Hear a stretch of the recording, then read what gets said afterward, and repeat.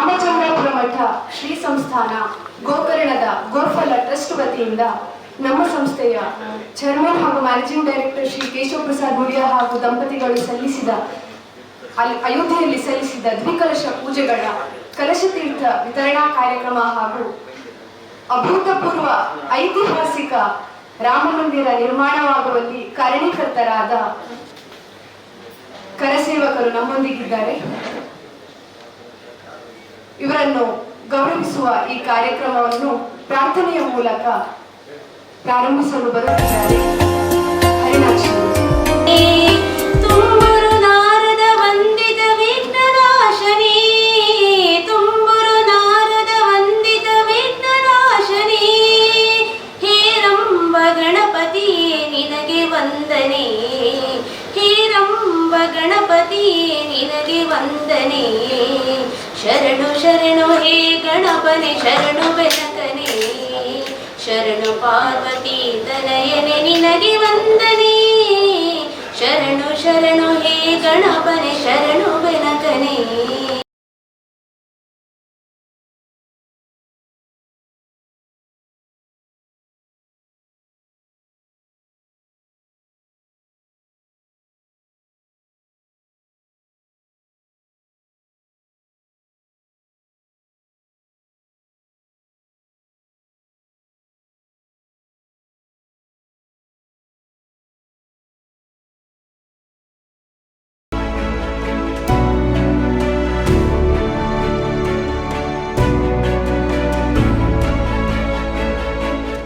ಮೊಟ್ಟ ಮೊದಲನೇದಾಗಿ ಇವತ್ತು ಆಗಲೇ ಹೇಳಿಕೊಂಡಾಗೆ ಶ್ರೀರಾಮ ಮಂದಿರ ಅತ್ಯದ್ಭುತವಾಗಿ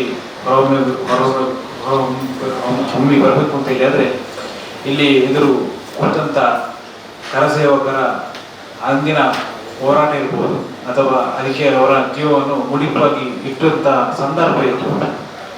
ಹಾಗಾಗಿ ಮೊಟ್ಟ ಮೊದಲನೇದಾಗಿ ತಮಗೆಲ್ಲರಿಗೂ ಸ್ವಾಗತವನ್ನು ಪೂರ್ವಕವಾಗಿ ಕೋರಲು ಬಯಸ್ತಾ ಇದ್ದೇನೆ.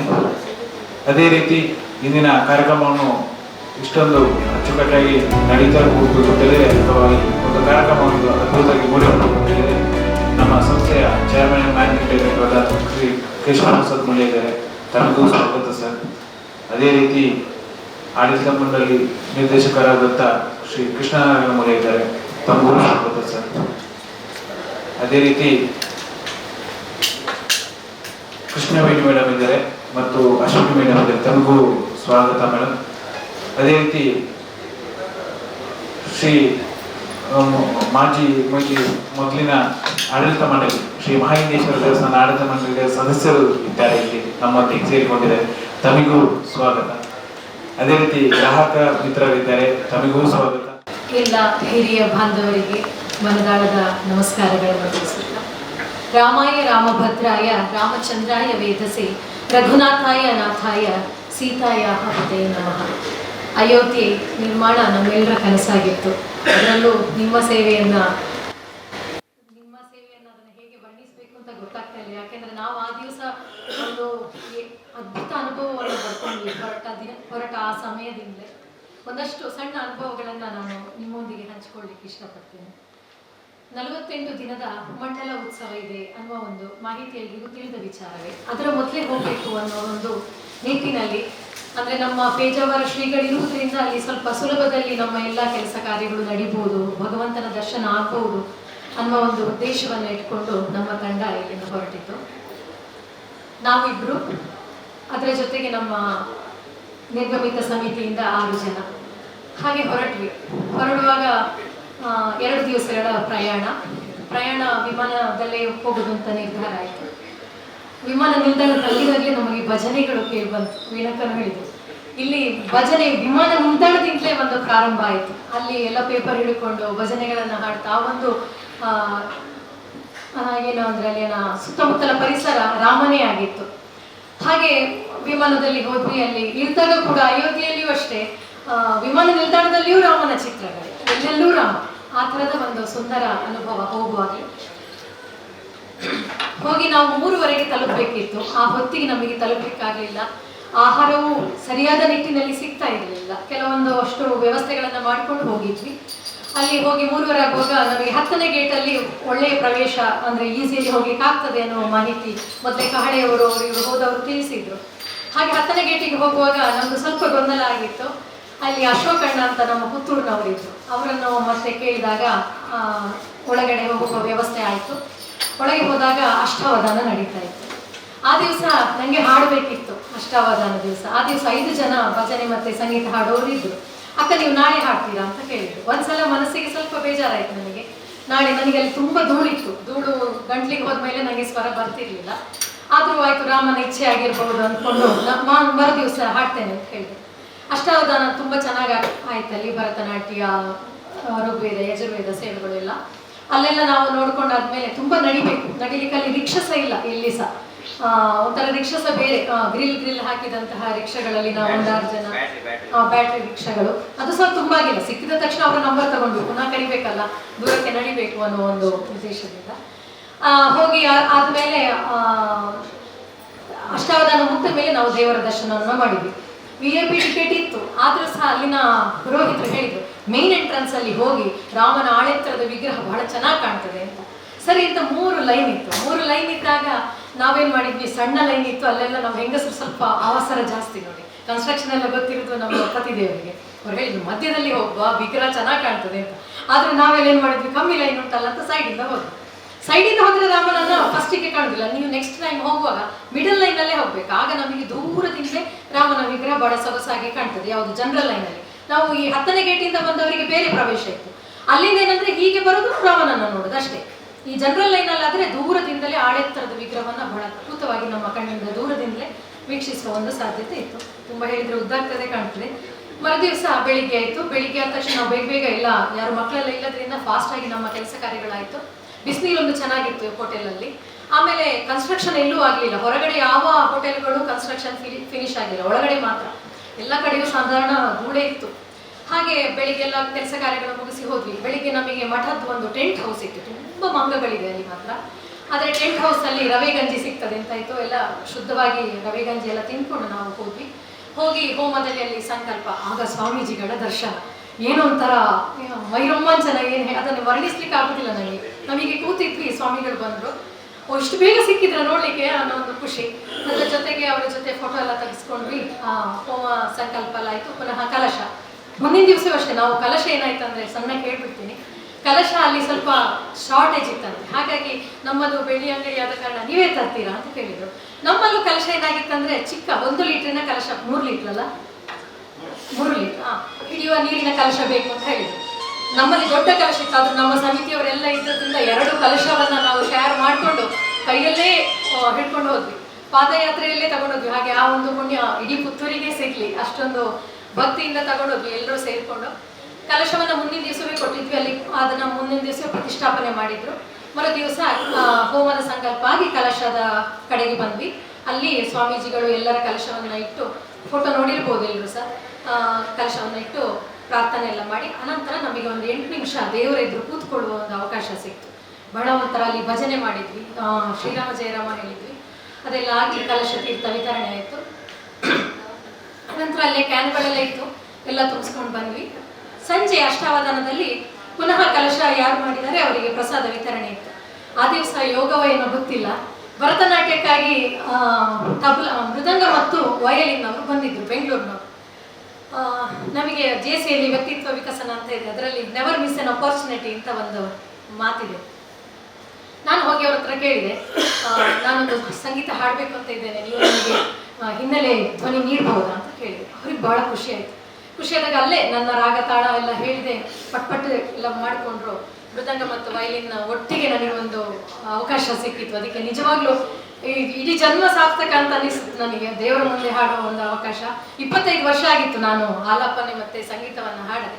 ಹಾಗೆ ಒಂದು ಗೋ ಸೇವೆ ಮಾಡಿದ್ರಿಂದ ಆಗಿರ್ಬೋದು, ಸಮಾಜ ಸೇವೆ ಮಾಡಿದ್ರಿಂದ ಆಗಿರ್ಬೋದು, ಆ ಒಂದು ಭಾಗ್ಯ ಸಿಕ್ತು. ಬಹಳ ಸಂತೋಷ ಆಯಿತು. ಅಲ್ಲಿ ನಂತರ ಸಂಜೆ ಪುನಃ ಅಷ್ಟಾವಧಾನದ ಪ್ರಸಾದ ವಿತರಣೆ. ಆಮೇಲೆ ಮಠದಲ್ಲಿಯೂ ಊಟದ ವ್ಯವಸ್ಥೆ ಇತ್ತು, ಅದೇ ರೀತಿ ಟೆಂಟ್ ಹೌಸಲ್ಲಿಯೂ ಇತ್ತು. ಇನ್ನೊಂದು ಏನಂದರೆ, ಮಂಗಗಳು ಪ್ರಸಾದವನ್ನು ಕೈಯಲ್ಲಿ ಹಿಡ್ಕೊಂಡು ಎಲ್ಲೂ ದಾರಿಯಲ್ಲಿ ಹೋಗಬೇಡಿ. ನಮ್ಮ ಸಮಿತಿಯಲ್ಲಿ ಪಾಪ ಪ್ರಸಾದ ಹಿಡ್ಕೊಂಡು ಬಂದಿದ್ರು, ಮಂಗ ಬಂದು ಅದನ್ನು ಎಳ್ಕೊಂಡ್ಬಿಡ್ತು. ಅಂದರೆ ಅದಕ್ಕೆ ಗೊತ್ತಾಗುತ್ತೆ. ಮತ್ತು ನಾವು ಇಂಜೆಕ್ಷನ್ ಕೊಟ್ಟ ಒಂದು ಸನ್ನಿವೇಶವೂ ಇದೆ. ಹಾಗಾಗಿ ಆದಷ್ಟು ಜಾಗರೂಕತೆಯಿಂದ ಕೈಯಲ್ಲಿ ಏನು ಇಟ್ಕೊಳ್ಳದೆ ಹೋಗಿ ಬಂದರೆ ಚೆನ್ನಾಗಿರ್ತದೆ. ಇದಿಷ್ಟು ನಮ್ಮ ಒಂದು ಅಯೋಧ್ಯೆಯ ಪ್ರವಾಸ, ಸಂಪೂರ್ಣ ರಾಮಮಯವಾದ ಒಂದು ಅದ್ಭುತ ಪ್ರವಾಸ. ಹಾಗಾಗಿ ಇಷ್ಟು ಹೇಳಲಿಕ್ಕೆ ಅವಕಾಶ ಮಾಡಿಕೊಟ್ಟಿದ್ದಕ್ಕೆ ಮನದಾಳದ ಧನ್ಯವಾದಗಳು. ನಿಮ್ಮ ಈ ಕರಸೇವೆಯಿಂದಾಗಿ ಇಂಥ ಒಂದು ಅಯೋಧ್ಯೆ ನಿರ್ಮಾಣ ಆಯಿತು ಅಂತ ಪುತ್ತೂರಿನ ಇದರಿಂದ ಬಹಳ ಹೆಮ್ಮೆ ಇದೆ. ಎಲ್ಲರ ಆಶೀರ್ವಾದ ಇರಲಿ, ಎಲ್ರಿಗೂ ಒಳ್ಳೆಯದಾಗಲಿ, ಶುಭವಾಗಲಿ. ತನ್ನ ವ್ಯಕ್ತಿತ್ವ ಮತ್ತು ನಡವಳಿಕೆಯಿಂದ ನಮಗೆಲ್ಲರಿಗೂ ಮಾದರಿಯಾದ ಮರ್ಯಾದಾ ಪುರುಷ ಪ್ರಭು ಶ್ರೀರಾಮನ ಜನ್ಮಸ್ಥಳ ಅಯೋಧ್ಯೆಯಲ್ಲಿ ರಾಮ ಮಂದಿರ ನಿರ್ಮಾಣವಾಗಬೇಕೆಂದು ಪಣತೊಟ್ಟು ಹೋರಾಟಗೈದ, ಅಂದಿನ ಆಂದೋಲನದಲ್ಲಿ ಹೋರಾಟಗೈದ ಕರಸೇವಕರಲ್ಲಿ ಒಬ್ಬರು. ಇವರು ಗೋಪಾಲ ಟ್ರಸ್ಟ್ನ ಅಧ್ಯಕ್ಷರು ಕೂಡ. ಶ್ರೀ ಕೊಂಕೋಡಿ ಪದ್ಮನಾಭ ಭಟ್ ಇವರು ನಮ್ಮೊಂದಿಗಿದ್ದಾರೆ. ಇವರು ದಯವಿಟ್ಟು ಕಾರ್ಯಕ್ರಮದ ಕುರಿತು ಶುಭ ನುಡಿಗಳನ್ನು ಆಡಬೇಕಾಗಿ ಕೇಳಿಕೊಳ್ಳುತ್ತಿದ್ದೇನೆ. ಎಲ್ಲ ಪ್ರೀತಿಯ ಸಹೋದರರಿಗೆ ವಂದನೆಗಳು. ಅಯೋಧ್ಯೆಯ ಆ ದಿವಸದ ಹೋರಾಟದ ಅನುಭವವನ್ನು ಹೇಳಬೇಕು ಅಂತ ಕೇಶವಣ್ಣ 2 ದಿವಸದ ಮೊದಲು ಹೇಳಿದರು. ಹೋರಾಟದ ಅನುಭವವನ್ನು ಹೇಳುವುದಾದ್ರೆ ಸುಮಾರು 1 ದಿವಸ, 1-2-3 ಗಂಟೆಗಳ ಹೊತ್ತಬೇಕು. ಅದೆಲ್ಲವನ್ನು ನಾನು ಹೇಳಲಿಕ್ಕೆ ಹೋಗುವುದಿಲ್ಲ. ಕೆಲವೊಂದು ಅನುಭವಗಳನ್ನು ತಮ್ಮ ಮುಂದೆ ಹಂಚಿಕೊಳ್ಳಲಿಕ್ಕೆ ನಾನು ಪ್ರಯತ್ನ ಮಾಡ್ತೇನೆ. ಒಂದು, ಅಯೋಧ್ಯೆಗೆ ಹೋರಾಟಕ್ಕೆ ಹೋಗುವಂಥ ಒಂದು ವಾತಾವರಣವನ್ನು ನಿರ್ಮಾಣ ಮಾಡುವಂಥ ದೃಷ್ಟಿಯಿಂದ ಎಲ್ಲ ಕಡೆಗಳಲ್ಲಿ ಮೆರವಣಿಗೆಗಳಾಗ್ತಾ ಇದ್ವು. ಹಾಗೆ ಪುತ್ತೂರಿನಲ್ಲೂ ಕೂಡ ನಾವೆಲ್ಲ ನಿಶ್ಚಯ ಮಾಡಿದ್ವಿ, ನಾವು ಅಯೋಧ್ಯೆಗೆ ಹೋಗುವಂತ ನಿಶ್ಚಯ ಮಾಡಿದ್ವಿ. ನಾವು ಮೆರವಣಿಗೆಗೆ ನಾವು ಬಂದಿದ್ವಿ. ಭಾರಿ ದೊಡ್ಡ ಸಂಖ್ಯೆಯಲ್ಲಿ ಪುತ್ತೂರಿನಲ್ಲಿ ಮೆರವಣಿಗೆ ನಡೀತಾ ಇತ್ತು. ಗಣಪತ್ ಶೆಣೆಯವರು ನಿಮಗೆ ಬಹುಶಃ ತುಂಬ ಜನರಿಗೆ ಗೊತ್ತಿರ್ಬೋದು. ಅವರು ನಮ್ಮ ಸಹಕಾರಿ ಧುರೀಣ ಮತ್ತು ನನ್ನ ತುಂಬ ಆತ್ಮೀಯರವರು.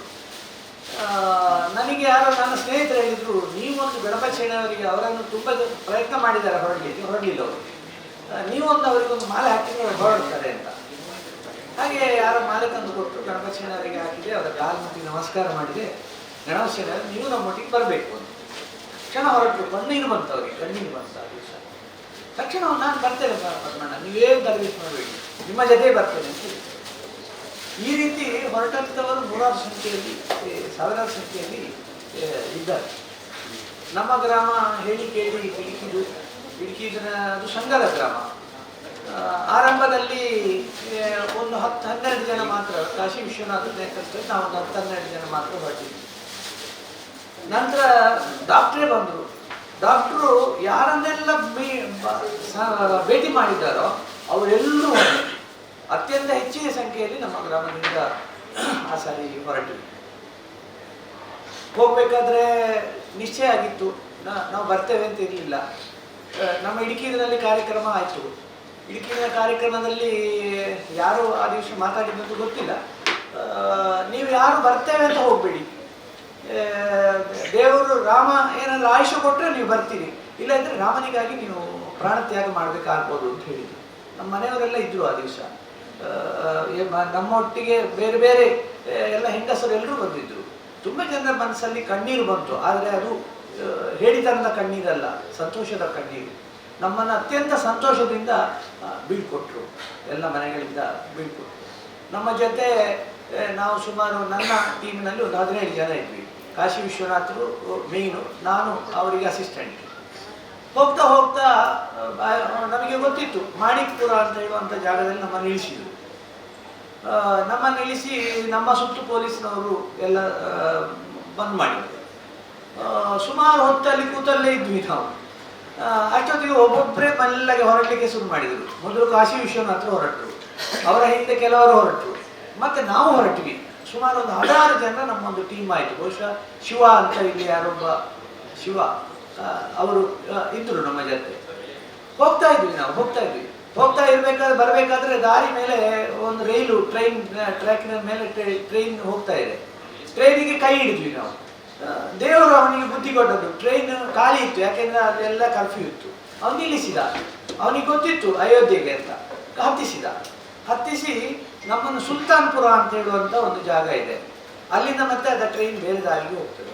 ಅಲ್ಲಿ ನಿಲ್ಲಿಸಿದ. ಡ್ರೈವರೇ ಬಂದು ನೀವು ಇಲ್ಲಿ ಇಳೀರಿ, ಇಲ್ಲಿಂದ ನೀವು ಅಯೋಧ್ಯೆಗೆ 180 ಕಿಲೋಮೀಟರ್ ಇದೆ, ನೀವು ನಡ್ಕೊಂಡು ಹೋಗಬೇಕು ಅಂತ ಹೇಳುವಂಥದ್ದನ್ನು ಹೇಳಿದ. ಹಾಗೆ ನಾವು ನಡೀತಾ ಇದ್ವಿ 180 ಕಿಲೋಮೀಟರ್ ನಡೀಬೇಕು. ದಾರಿ ಅಲ್ಲಿ ಅಲ್ಲಲ್ಲಿ ಪೊಲೀಸ್ನವರು ಕಣ್ಣು ತಪ್ಪಿಸ್ಕೊಂಡು ಹೋಗ್ಬೇಕು. ಒಂದು ಕಡೆ ಒಂದು ದೊಡ್ಡ ಗದ್ದೆ ಮೈದಾನ ಗದ್ದೆ, ಅದರಲ್ಲಿ ಭತ್ತದ ಬೆಳೆ ಇದೆ. ನಾವು ಹೋಗ್ತಾ ಇದ್ವಿ, ಒಂದು 5-6 ಜನ ಓಡಿಕೊಂಡು ಬಂದರು. ನಮಗೆ ಹೆದರಿಕೆ ಆಯಿತು, ಎಂಥದ್ದು ಇವರು ನಮ್ಮನ್ನು ಇನ್ನು ಪುನಃ ಹಿಡಿದು ಒಳಗೆ ಹಾಕ್ತಾರೆ ಅಂತ. ನಾವು ಹೋಗಿ ಒಂದು ಎತ್ತರದ ಭತ್ತದ ಗದ್ದೆ ಪೈರಿತ್ತು, ಅದರ ಮಧ್ಯೆ ತೂರಿಕೊಂಡು ನಾವು ಕೂತೀವಿ. ತುಂಬ ಹೊತ್ತಿನ ನಂತರ ಅವ್ರು ಹೋದ್ರು. ಮತ್ತೆ ನಮಗೆ ಗೊತ್ತಾಗಲಿಲ್ಲ ಅವ್ರು ಹೋಗಿದ್ದಾರೆ ಅಂತ. ತುಂಬ ಹೊತ್ತಿನ ನಂತರ ಒಂದು ಮುದುಕಿ ತಾಯಿ, ಮುದುಕಿ ನಡೀಲಿಕ್ಕೆ ಕಷ್ಟ ಆಗ್ತದೆ, ಆ ತಾಯಿ ಮೆಲ್ಲಗೆ ಬರ್ತಾ ಇದೆ. ನಾವೆಲ್ಲಗೆ ಇಣಿಕಿ ನೋಡಬೇಕಾದ್ರೆ ಆವಾಗ ನಮಗೆ ಧೈರ್ಯ ಆಯಿತು, ನಮ್ಮನ್ನು ಓಡಿಸುವುದಿಲ್ಲ ಅಂತ. ಮತ್ತೆ ನಾವು ಹೋದ್ವಿ. ಆ ತಾಯಿ ನಮ್ಮನ್ನು ಕೂತ್ಕೊಳ್ಳಿಸಿ ಊಟ ತಿಂಡಿ ಏನೆಲ್ಲ ಬೇಕೋ ಅದೆಲ್ಲವನ್ನು ಮಾಡಿಸಿ, ನಮಗೆ ಸ್ನಾನ ಆಗಿರಲಿಲ್ಲ, ಸ್ನಾನಕ್ಕೆ ವ್ಯವಸ್ಥೆ ಮಾಡಿ ನಮ್ಮನ್ನು ಪ್ರೀತಿಯಿಂದ ಆ ತಾಯಿ ಬೀಳ್ಕೊಟ್ಟಿತ್ತು. ಇಡೀ ದಾರಿಯುದ್ದಕ್ಕೂ ಕೂಡ, ಇದು ಆರಂಭದ 1ನೇ ಸಾರಿ ಇದು ನಾನು ಹೇಳ್ತಾ ಇರೋದು, ದಾರಿಯುದ್ದಕ್ಕೂ ಕೂಡ ನಮಗೆ ಊಟಕ್ಕೆ ತಿನ್ನಲಿಕ್ಕೆ ಇದಕ್ಕೆ ಯಾವುದಕ್ಕೂ ಕಷ್ಟ ಆಗಲಿಲ್ಲ. ಬಹುಶಃ ನಮಗೆ ಸುರುವಿಗೆ ಹೋದವರಿಗೆ ನಮಗೆ ಯಾವುದೇ ತೊಂದರೆಗಳು ಊಟ ತಿಂಡಿಗೆ ಆಗಿರಲಿಲ್ಲ. ತುಂಬ ಜನರನ್ನು ಮಧ್ಯೆ ಹಿಡಿದು ಒಳಗೆ ಹಾಕಿದ್ದಾರೆ. ಆದರೆ ನಾವು ಕೊನೆಗೆ ಅಲ್ಲಿಗೆ ತಲುಪಿದ್ವಿ, ನಾವು ಅಯೋಧ್ಯೆಗೆ ತಲುಪಿದ್ವಿ. ಅಲ್ಲಿ ಫೈಜಾಬಾದ್ ಅಂತ ಇದೆ, ಅಲ್ಲಿಗೆ ತಲುಪಿದ್ವಿ. ಅಲ್ಲಿಗೆ ತಲುಪಬೇಕಾದ್ರೆ ವಿಶ್ವನಾಥನಿಗೆ ನಡೀಲಿಕ್ಕೆ ಆಗಿರಲಿಲ್ಲ. ಅವರು ಕೊನೆಗೆ ಒಂದು ದೊಡ್ಡ ಬೆತ್ತವನ್ನು ಹಿಡ್ಕೊಂಡು ನಡೀತಾ ಇದ್ರು. ನಾವಂತೂ ನಡೆದ್ವಿ, ಕಾಲೆಲ್ಲ ನೋವಾಗಿತ್ತು, ನಡೆದ್ವಿ. ಅಲ್ಲಿ ಕೊನೆಯ ದಿವಸ, ನಾನು ತುಂಬ ಚುಟುಕಾಗಿ ಅದನ್ನು ಹೇಳಿ ಮುಗಿಸ್ತೇನೆ. ಕೊನೆಯ ದಿವಸ ನಿಶ್ಚಯ ಆಯಿತು, ನಾವೆಲ್ಲರೂ ಮೆರವಣಿಗೆಯಲ್ಲಿ ಹೋಗುದು, ಗುಂಬಸನ್ನು ಹೊಡೆಯುವುದು. 2 ಟೀಮ್ ಆಗಿ ನಮ್ಮನ್ನು ಕಳಿಸಿದ್ರು. ಒಂದು ಟೀಮು ಎಡಬದಿಯಲ್ಲಿ ಹೋಯ್ತು, ಇನ್ನೊಂದು ಟೀಮ್ ಬಲಬದಿಯಲ್ಲಿ ಹೋಯ್ತು. ಬಲಬದಿಯ ಟೀಮ್ನಲ್ಲಿ ಕರ್ನಾಟಕದವರು ಇದ್ದರು, ಕರ್ನಾಟಕ, ತಮಿಳುನಾಡು, ಕೇರಳ, ನಾವೆಲ್ಲ ಬಲಬದಿಯ ಟೀಮ್ನಲ್ಲಿ ಇದ್ದೀವಿ. ಎಡಬದಿಯ ಟೀಮಿನಲ್ಲಿ ಗುಜರಾತ್, ಉತ್ತರ ಪ್ರದೇಶ, ಆ ಭಾಗದ ಜನಗಳಿದ್ದರು. ಲಕ್ಷಾಂತರ ಜನ ಇದ್ದಾರೆ. ಮೆರವಣಿಗೆ ಹೋಗ್ತಾ ಇದೆ. ಮೆರವಣಿಗೆ ಹೋಗುದು ಕೊನೆಗೆ ನಿಧಾನ ಆಯಿತು. ನಿಧಾನ ಆಗಬೇಕಾದ್ರೆ ನಮಗೆ ಗೊತ್ತಾಯಿತು ಪೊಲೀಸ್ನವರು ಅಡ್ಡ ಹಿಡಿದಿದ್ದಾರೆ ಅಂತ. ಸ್ವಲ್ಪ ಹೊತ್ತಿನಲ್ಲಿ ಓಡ್ತಾರೆ ಜನ, ಹಿಂದೆ ತಿರುಗಿ ಓಡ್ತಾ ಇದ್ದಾರೆ. ನಾವು ಬದಿಗೆ ನಿಂತ್ವಿ, ಯಾಕೆಂದರೆ ಕೊನೆಗೆ ನಮ್ಮನ್ನು ದುಡಿ ಹಾಕಬಾರ್ದಲ್ಲ. ಬದಿಗೆ ನಿಂತು ನಮ್ಮಲ್ಲಿ ಒಬ್ಬನಿಗೆ ಏಟಾಯಿತು, ಆದರೂ ಮತ್ತೆ ಸುಧಾರಿಸಿಕೊಂಡು ಅವನು ಬಂದ. ಕೊನೆಗೆ ನಮ್ಮ ಟೀಮ್ ಎದುರಾಯಿತು. ನಮ್ಮ ಟೀಮಿನಲ್ಲಿ ಡಾಕ್ಟ್ರು ನಮ್ಮನ್ನು ನೇತೃತ್ವವನ್ನು ವಹಿಸಿದ್ರು. ಡಾಕ್ಟ್ರು ಒಂದು ಮಾತು ಹೇಳಿದರು, ಹೇಡಿಗಳು ಎಲ್ಲಿಗೆ ಓಡ್ತೀವಿ ಅಂತ. ಎಲ್ಲರೂ ನಾವು ನಿಂತ್ವಿ, ಪುತ್ತೂರು ಮತ್ತು ಸುತ್ತಮುತ್ತಿನವರು ನಾವೆಲ್ಲರೂ ನಿಂತ್ವಿ. ಲಾಠಿ ಚಾರ್ಜ್ ಆಯಿತು. ಲಾಠಿ ಚಾರ್ಜ್ ಅಂದರೆ ಹೊಡಿತಾ ಇದ್ದಾರೆ, 2 ಕೈಯಲ್ಲಿ ಹೊಡಿತಾ ಇದ್ದಾರೆ. ನಮ್ಮ ಕಾರ್ಯಕರ್ತರು ಹಾರಿ ಬೀಳ್ತಾ ಇದ್ದಾರೆ, ಅಲ್ಲಿ ಬೀಳ್ತಾ ಇದ್ದಾರೆ. ಕೊನೆಗೆ ಸುಮಾರು 10-15 ನಿಮಿಷ ಪೆಟ್ಟು ತಿಂದ್ವಿ ನಾವು. ಆ ನಂತರ ಒಬ್ಬ ಹಿಂದಿನ ಪೊಲೀಸ್ನವ ಮುಂದಿನ ಪೊಲೀಸ್ನವನಿಗೆ ಹೊಡೆದ. ಅಲ್ಲಿಗೆ ಲಾಠಿ ಚಾರ್ಜ್ ನಿಂತಿತ್ತು. ಡಾಕ್ಟರ್ ಹತ್ರ ಅವ್ರು ಹೇಳ್ತಾ ಇದ್ರು, ನಿಮ್ಮನ್ನು ಫೈರ್ ಮಾಡ್ತೇವೆ, ಆಚೆ ಫೈರ್, ಅಲ್ಲಿಂದ ಗುಂಡು ಶಬ್ದ ಕೇಳ್ತಾ ಇದೆ, ನಿಮ್ಮನ್ನು ಫೈರ್ ಮಾಡ್ತೇವೆ, ಅಲ್ಲಿ 10 ಜನ ಸತ್ರು, ನೀವು ಹಿಂದೆ ಹೋಗಿ. ಡಾಕ್ಟರ್ ಅಂತೂ ನಾವು ಅಲ್ಲಿಗೆ ಗುಂಬಾಸಿನ ಹತ್ರ ಹೋಗಿಯೇ ನಾವು ಹೋಗುದು ಅಂತ ಹಠ ಹಿಡಿದು ಡಾಕ್ಟರ್ ನಿಂತು. ಡಾಕ್ಟರ್ ಜೊತೆಲಿ ನಾವೆಲ್ಲರೂ ನಿಂತ್ವಿ. ಅಷ್ಟೊತ್ತಿಗೆ ಅಲ್ಲಿ ಸುಮಾರು 60ರಿಂದ 70 ಜನರ ಮಾರಣ ಹೋಮ ಅಲ್ಲಿ ಆಗಿತ್ತು. ಇಲ್ಲಿ ಇನ್ನೊಂದು ಭಾಗದಲ್ಲಿ, ಯಾರು ಎಡದ ಭಾಗದಲ್ಲಿ ಹೋಗಿದ್ದಾರೆ ಅಲ್ಲಿ ಆಗಿತ್ತು. ಕೊನೆಗೆ ವಿಶ್ವ ಹಿಂದೂ ಪರಿಷತ್ತಿನ ಪ್ರಮುಖರು ಬಂದು ಹೇಳಿದರು, ಇದು ನಾವು ಇಲ್ಲಿಗೆ ನಿಲ್ಲಿಸುವುದು, ಯಾಕೆಂದರೆ ಅಲ್ಲಿ ದೊಡ್ಡ ಮಾರಣ ಹೋಮ ಆಗಿದೆ, ಇದು ಈ ರೀತಿ ನಾವು ಮಾಡೋದ್ರಲ್ಲಿ ಅರ್ಥ ಇಲ್ಲ, ಮುಂದೆ ಹೋರಾಟ ಯಾವಾಗ ಅಂತ ನಾವು ತಿಳಿಸ್ತೇವೆ, ನೀವೆಲ್ಲರೂ ಈ ಜಾಗದಿಂದ ಹೋಗಬೇಕು ಅಂತ, ಎಲ್ಲರೂ ಈ ಜಾಗದಿಂದ ಆದಷ್ಟು ಬೇಗ ಖಾಲಿ ಮಾಡಬೇಕು ಅಂತ. ಹಾಗೆ ಆನಂತರ ನಮಗೆ ಒಂದು ಅವಕಾಶ ಸಿಕ್ಕಿತು, ದರ್ಶನಕ್ಕೆ ಅವಕಾಶ ಸಿಕ್ಕಿತ್ತು. ಆ ಗುಂಬಜಿನ ಶ್ರೀರಾಮನ ಮೂರ್ತಿಯ ದರ್ಶನಕ್ಕೆ ಅವಕಾಶ ಸಿಕ್ಕಿತ್ತು. ಹೋಗ್ಬೇಕಾದ್ರೆ ನಾವೆಲ್ಲ ಕೆಲವರು ಕೈಯಲ್ಲಿ ಚೂರಿ ಇಂಥದ್ದನ್ನೆಲ್ಲ ಹಿಡ್ಕೊಂಡಿದ್ರು. ನಾವು ಯಾರು ಚೂರಿ ಹಿಡಿಲಿಲ್ಲ, ಅದನ್ನು ಪರಚಿತಾ ಇದ್ವಿ. ನಾವು ಕಟ್ಟಡವನ್ನು ಪರಚಿ ಅದನ್ನು ಕೆಳಗೆ ಹಾಕ್ತಾ ಇದ್ವಿ. ಅಂತೂ ದರ್ಶನ ಆಗಿ ನಾವು ಮತ್ತೆ ಊರಿಗೆ ಬರುವಂಥ ಇದಾಯಿತು. 2ನೇ ಬಾರಿ ಆರಂಭದಲ್ಲಿ ಮುಲಾಯಂ ಸಿಂಗ್ ಸರ್ಕಾರ ಇತ್ತು, 2ನೇ ಬಾರಿ ಕಲ್ಯಾಣ್ ಸಿಂಗ್ ಸರ್ಕಾರ ಬಂತು. ಕಲ್ಯಾಣ್ ಸಿಂಗ್ ಸರ್ಕಾರ ಬಂದಾಗ 2ನೇ ಬಾರಿಯ ಕರಸೇವೆ ಆಯಿತು. ಆವಾಗಲೂ ಭಾರಿ ದೊಡ್ಡ ಸಂಖ್ಯೆಯಲ್ಲಿ ನಾವು ಹೋಗಿದ್ವಿ. 2ನೇ ಬಾರಿಯೂ ನಾನು ಮತ್ತು ನನ್ನ ಮನೆಯವರು ನಾವಿಬ್ಬರು ಒಟ್ಟಿಗೆ ಹೋಗಿದ್ವಿ. ನಮಗೆ ಅಲ್ಲಿವರೆಗೆ ಹೋಗಲಿಕ್ಕೆ ನಮಗೆ ಅವಕಾಶ ಸಿಕ್ಕಲಿಲ್ಲ. ಝಾನ್ಸಿಯಲ್ಲಿ ನಾವು ತಲುಪಬೇಕಾದ್ರೆ ಅಲ್ಲಿ ಗುಂಬಜ್ ಬೀಳಲಿಕ್ಕೆ ಆರಂಭ ಆಗಿದೆ. ಆವಾಗ ಅಲ್ಲಿಂದ ಸೂಚನೆ ಬಂತು, ನೀವು ಇಲ್ಲಿಂದ ಮುಂದೆ ಹೋಗ್ಲಿಕ್ಕಿಲ್ಲ, ಅಲ್ಲಿಯವರು ನಾನು ಮಾಡ್ತಾರೆ ಅಂತ. ನಾವು ಸಂಘದ ಸ್ವಯಂ ಸೇವಕರು ಸೂಚನೆಯನ್ನು ನಾವು ಪಾಲಿಸಿದ್ವಿ. ನಾವು ಅಲ್ಲಿಂದ ಗುಂಬಜು ಎಲ್ಲ ಮುಗಿದ ನಂತರ ನಮ್ಮನ್ನು ಅಲ್ಲಿಂದ ಮತ್ತೆ ಪುನಃ ಹಿಂದೆ ಕಳಿಸಿದ್ರು. ಹಾಗೆ ಎರಡನೇ ಬಾರಿಯ ಏನು ಅನುಭವ ಇದೆ, ಆ ಅನುಭವವನ್ನು ಚುಟುಕಾಗಿ ನನಗೆ ಶೇಖರ್ ನಾರಾವಿ ಅಥವಾ ಬೇರೆ ಯಾರಾದರೂ ಹೇಳಿದರೆ ಅದು ಹೆಚ್ಚು ಚೆನ್ನಾಗಿರ್ಬೋದು. ಎರಡನೇ ಬಾರಿ ಹೋದವರು ಯಾರು ಅಂತ ಗೊತ್ತಿಲ್ಲ, ಚಂದ್ರಶೇಖರ್ ಹೇಳಿದರೆ ಚೆನ್ನಾಗಿರ್ಬೋದು ಅಂತ ನನಗೆ ಅನಿಸುತ್ತೆ. ಎರಡನೇ ಬಾರಿ ನಾವು ನೋಡಲಿಲ್ಲ, ನಮ್ಮನ್ನು ಝಾನ್ಸಿಯಲ್ಲಿ ಬಂದ್ ಮಾಡಿದ್ದಾರೆ. ಆ ನಂತರ ಎರಡನೇ ಬಾರಿಗೆ ಹೋಗಲಿಲ್ಲ. ಒಟ್ಟು ಹೋರಾಟ, ಆ ಎರಡೂ ಹೋರಾಟಗಳು ಒಂದು ರೀತಿ ಅಲ್ಲಿಗೆ ತಲುಪಲಿಲ್ಲ. ಝಾನ್ಸಿಯಲ್ಲಿ ನಮ್ಮನ್ನು ಬಂದ್ ಮಾಡಿದ್ದಾರೆ. ಒಟ್ಟು ಹೋರಾಟ ಆ ದಿವಸಗಳು ನಾವೆಲ್ಲ ಆವಾಗ ಯುವಕರು, ದೊಡ್ಡ ಯುವಕರ ಪಡೆ ಎದ್ದಿತ್ತು. ದೊಡ್ಡ ಸಮುದ್ರನೇ, ಯುವಕರದೇ ಸಮುದ್ರ, ಅಷ್ಟು ದೊಡ್ಡ ಪಡೆ ಎದ್ದಿತ್ತು. ಅದನ್ನು ಏಳಿಸುವಂತ ಒಂದು ದೊಡ್ಡ ಪ್ರಯತ್ನ ಅದು ವಿಶ್ವ ಹಿಂದೂ ಪರಿಷತ್ತು ಮತ್ತು ಸಂಘದ ಪರಿವಾರದ ಬೇರೆ ಬೇರೆ ಸಂಘಟನೆಗಳಿಂದ ಆಗಿತ್ತು ಆ ದಿವಸ ಅಂತ ಹೇಳುವಂಥದ್ದನ್ನು ನಾನು ಈ ಸಂದರ್ಭದಲ್ಲಿ ಹೇಳ್ತೇನೆ. ಚಂದ್ರಣ್ಣ ಬರ್ತೀರಾ?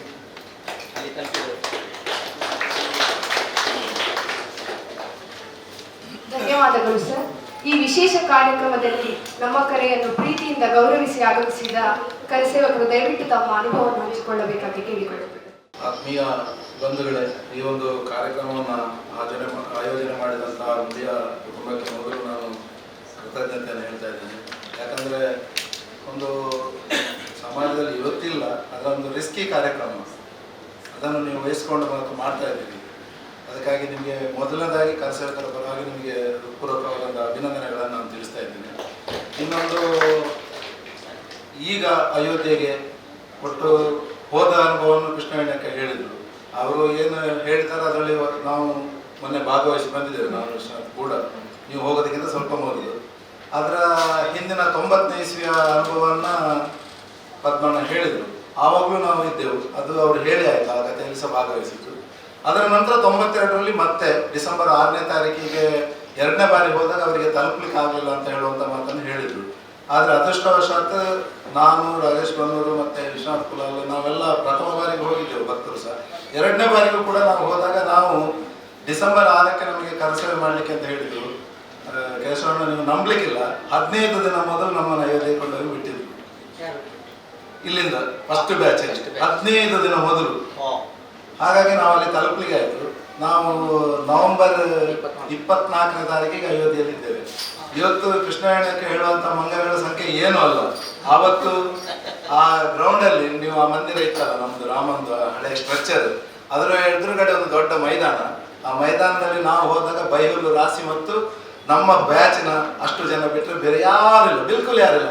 ನಾನು ವಿಶ್ವಣ್ಣ ಮಾತಾಡ್ತಾ ಇದ್ದೆವು, ಇದು ಇಲ್ಲಿ ಅಯೋಧ್ಯೆಯಲ್ಲಿ ಎಂತ ಕರೆಸೇವೆ ಮಾಡಿದ್ರು, ಹಾಗೆ ಹೋಗೋ ಕೆಲಸ ನಮ್ಮನೆ ಎಂತ ಮಾಡಿದ್ರು ಅಂದರೆ ಇಲ್ಲಿ ಮಲ್ಲಿಗೆ ಮಾಲೆ ಹಾಕಿ ಕಳಿಸಿದ್ರು. ಅಂದರೆ ಇನ್ನಲ್ಲಿ ಏನೋ ಮಾಡ್ತಾರೆ ಅಂತ. ಆದರೆ ಏನೋ ಒಂದು ಧೈರ್ಯದಲ್ಲಿ ಇದ್ದೆವು.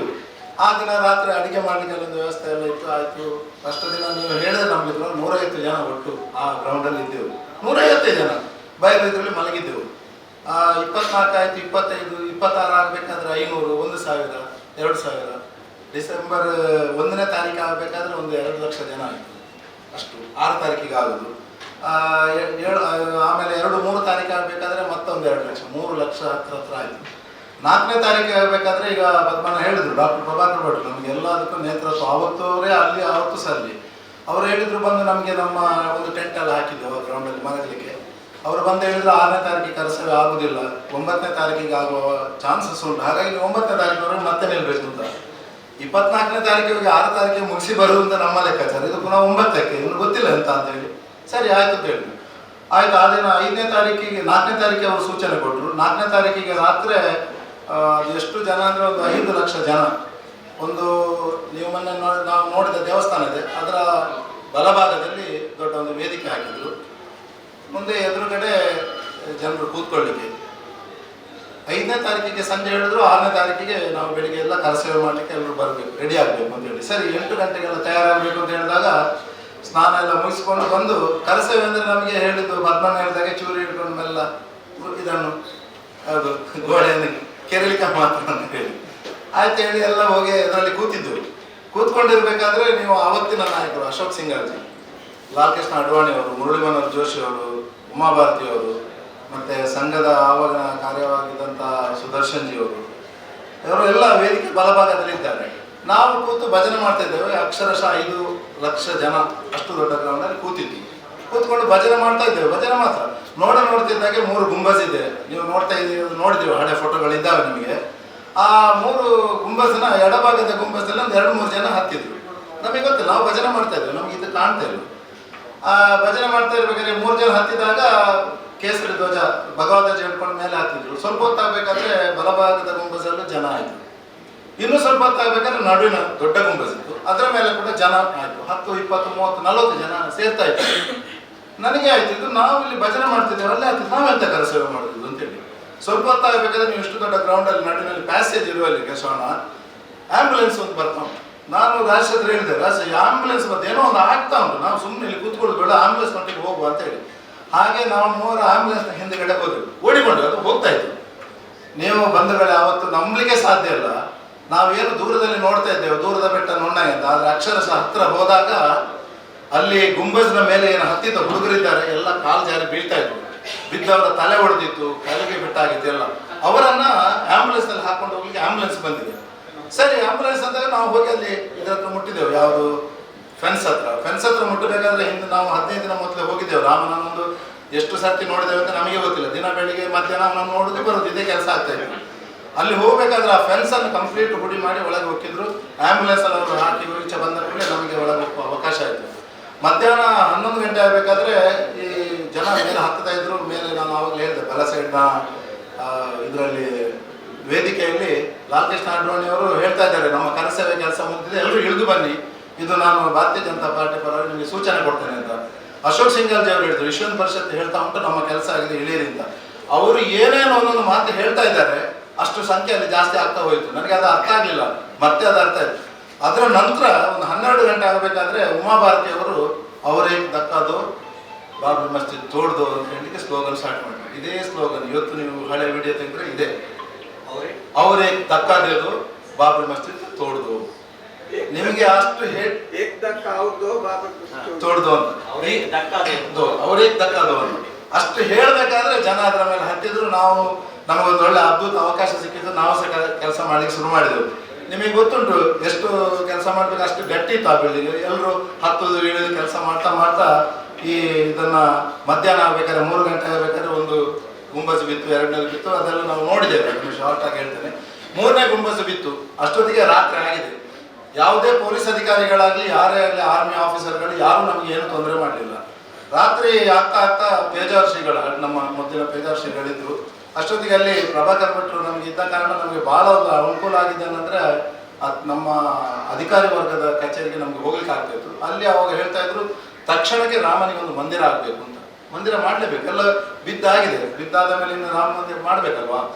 ಅಷ್ಟೊತ್ತಿಗೆ ರಾತ್ರಿ 12:15 ಗಂಟೆ ಆಗಿದೆ. 12:15 ಗಂಟೆ ಆಗಬೇಕಾದ್ರೆ ಒಂದು ತರ್ಪಲೆಲ್ಲ ತಂದು ಆ ಮೇಲಿನ ಜಾಗವನ್ನು ಒಂದು ಸಣ್ಣ ತಟ್ಟು ಮಾಡಿ ಪೇಜಾರ್ ಶ್ರೀಗಳು, ನಾನು ರಾಜೇಶ್ವರ ವಿಶ್ವನ್, ನಾವು ಜೀವಂತ ಸಾಕ್ಷಿ. ಆ ದಿನ ರಾಮನನ್ನು ಎತ್ತುಕೊಂಡು ಬಂದು ಇಷ್ಟುವರೆಗೆ ಆ ಟೆಂಟಿನಲ್ಲಿ ಮೊನ್ನೆ ಮೋದಿಯವರು ಹೇಳಿದರು, ಟೆಂಟಿನ ರಾಮನಿಗೆ ನಾವು ಮನೆ ದೊಡ್ಡ ಇದಕ್ಕೆ ತಂದಿದ್ದೇವೆ ಇದಕ್ಕೆ ಅಂತ ಹೇಳಿ. ಆ ರಾಮನನ್ನು ಆವತ್ತು ಅಲ್ಲಿ ಪ್ರತಿಷ್ಠೆ ಮಾಡೋದನ್ನ ಅದನ್ನು ನೋಡುವ ಒಂದು ಭಾಗ್ಯ ನಮಗೆ ಸಿಕ್ಕಿತು. ಅಷ್ಟೇ, ಆ ಒಂದು ಸ್ವಲ್ಪ ಹೊತ್ತಿನಲ್ಲಿ ನಮ್ಮ ಆವಾಗ ಪದ್ಮನ್ನ ಹೇಳಿದರು, ಕಲ್ಯಾಣ್ ಸಿಂಗ್ ಸರ್ಕಾರವನ್ನು ವಜಾ ಮಾಡಿದರು ನರಸಿಂಹರಾವ್ ಕೇಂದ್ರದಿಂದ. ನೀವು ಅಕ್ಷರಶಃ ಆ ಸರ್ಕಾರವನ್ನು ಬದಲಾವಣೆ ಆದ ಅರ್ಧ ಗಂಟೆಯಲ್ಲಿ ಪೊಲೀಸ್ ಇಲಾಖೆ, ಆರ್ಮಿ ಎಲ್ಲವೂ ಚೇಂಜ್. ತಕ್ಷಣ ಲಾಠಿ ಚಾರ್ಜ್ ಶುರು. ನಮಗೆ ರಾತ್ರಿ 2 ಗಂಟೆ ಆಗಬೇಕಾದ್ರೆ ಲಾಠಿ ಚಾರ್ಜ್ ಮಾಡಿ ನಮ್ಮನ್ನೆಲ್ಲ ರೈಲ್ವೆ ಸ್ಟೇಷನ್ಗೆ ಓಡಿಸುವಂಥ ಕೆಲಸ ಆಯಿತು. ರೈಲ್ವೆ ಸ್ಟೇಷನ್ಗೆ ಹೋಗಬೇಕಾದ್ರೆ ಇವತ್ತು ನಾವೆಲ್ಲ ಕರಸೇವೆಗೆ ಹೋಗ್ತಾ ಇದ್ದೇವೆ. ಒಂದು ಬೋಗಿಯಲ್ಲಿ 72 ಜನ ಆರಾಮ ಸ್ಲೀಪರ್ ಕೋಚಲ್ಲಿ ಎಲ್ಲ ಕಳಿಸ್ತಾ ಇದ್ದಾರೆ. ವಿಮಾನದಲ್ಲಿ ಹೋಗ್ತೇವೆ, ಎಲ್ಲ ಆಗ್ತದೆ. ಆವತ್ತು ಆ 72 ಜನ ಇರುವ ಒಂದು ಬೋಗಿಯೊಳಗೆ ಅಯೋಧ್ಯೆಯಿಂದ ನಾವು ಫೈಜಾಬಾದ್ ಆಗಿ ಲಕ್ನೋ ಆಗಿ ಬರಬೇಕಾದ್ರೆ ಆ ರೈಲಿನಲ್ಲಿ ಅಕ್ಷರಶಃ ಒಂದೊಂದು ಬೋಗಿಯಲ್ಲಿ 500ರಿಂದ 700 ಜನ, ಯಾವ ರೀತಿಯ ಪರಿಸ್ಥಿತಿ ಆಗಿರ್ಬೋದು ಅಂತಂದು ಲೆಕ್ಕ ಆಗಿ ಅಂಥ ಒಂದು ಅನುಭವದಲ್ಲಿ ಆ ರಾಮನ ಮಂದಿರ ಆಗಿ ಅಲ್ಲಿಂದ ನಾವು ಹೊರಟು ಬರುವಂಥದ್ದು. ಹಾಗೆ ಬರಬೇಕಾದ್ರೆ ರೈಲ್ವೆ ಸ್ಟೇಷನ್ಗಳಲ್ಲೆಲ್ಲ ಬರ್ತಾ ಇರಬೇಕು, ಎಲ್ಲ ಕಡೆಯಲ್ಲಿ ಬೆಂಕಿ ಎಲ್ಲ ಕಾಣ್ತಾ ಇದ್ವು. ಆವತ್ತಿನ ಗಲಾಟೆಗಳು ಜೋರಾಗಿದ್ವು. ನಾವಂತೂ ಬೆಂಗಳೂರಿಗೆ ಬಂದು ಬೆಂಗಳೂರಿನ ಮತ್ತೆ ರೈಲಿನಲ್ಲೇ ಪುತ್ತೂರಿನವರಿಗೆ ಬರುವಂಥ ಪುತ್ತೂರು ಬರಬೇಕಾದ್ರೆ ಅಕ್ಷರಶಃ ಪುತ್ತೂರು ಬಂದು ಏನು ಇರಲಿಲ್ಲ. ಪುತ್ತೂರಿನ ರೈಲ್ವೆ ಸ್ಟೇಷನ್ನಿಂದ ಬ್ಯಾಗ್ ಹಾಕೊಂಡು ಮನೆಗೆ ಹೋಗ್ಬೇಕಾದ್ರೆ ಮನೆಯಲ್ಲೆಲ್ಲ ಬಂದು ಕೂತಿದ್ರು ಎಲ್ಲ ಸಂಬಂಧಿಕರು. ಎಂತಂದರೆ ಬಂದಿದ್ದಾರೆ ಜೀವಂತ ಆರಾಮಾಗಿ, ಯಾಕಂದರೆ ಅವರಿಗೆ ಅಲ್ಲಿಯವರೆಗೆ ಭಯ ಆಗಲಿಲ್ಲ ಯಾವುದು ಹಿಂದಿನ ದಿನ. ಆದರೆ ರೈಲಲ್ಲಿ ಬರಬೇಕಾದ್ರೆ ನಮಗೆ 3 ದಿನ ಆಗಿದೆ ಪುತ್ತೂರಿಗೆ ತಲುಪಬೇಕಾದ್ರೆ. 3-3.5 ದಿನ ನಾವು ರೈಲಲ್ಲೇ ಇದ್ದೆವು. ಅಷ್ಟು ಭೀಕರವಾದಂಥ ಒಂದು ಅನುಭವ.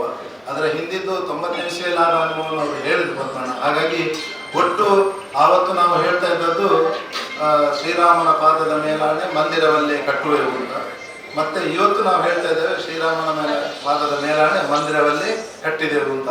ಹಾಗಾಗಿ ಮಂದಿರವನ್ನು ಕಟ್ಟಲಿಕ್ಕೆ ಮತ್ತು ಅದಕ್ಕೆ ಸಹಕಾರ ನೀಡಿದಂಥ ಎಲ್ಲ ನಮ್ಮ ಒಬ್ಬರು ಅಂತಲ್ಲ ಲಕ್ಷಾಂತರ ಜನ, ಹೇಳ ಹೆಸರಿಲ್ಲದೆ ಗುಂಡೇಟಿಗೆ ಸತ್ತವರು ಹೇಳಿದ್ದಾರೆ. ಕೊಠಾರಿ ಸಹೋದರರು ಮೊನ್ನೆ ಅವರನ್ನು 22ನೇ ತಾರೀಕಿಗೆ ರಾಮನ ಪ್ರತಿಷ್ಠೆ ಪ್ರಾಣ ಪ್ರತಿಷ್ಠೆ ಆಗೋದಿನ ಅವರ ಕುಟುಂಬದವರನ್ನು ಅಲ್ಲಿ ಕರೆದಿದ್ರು.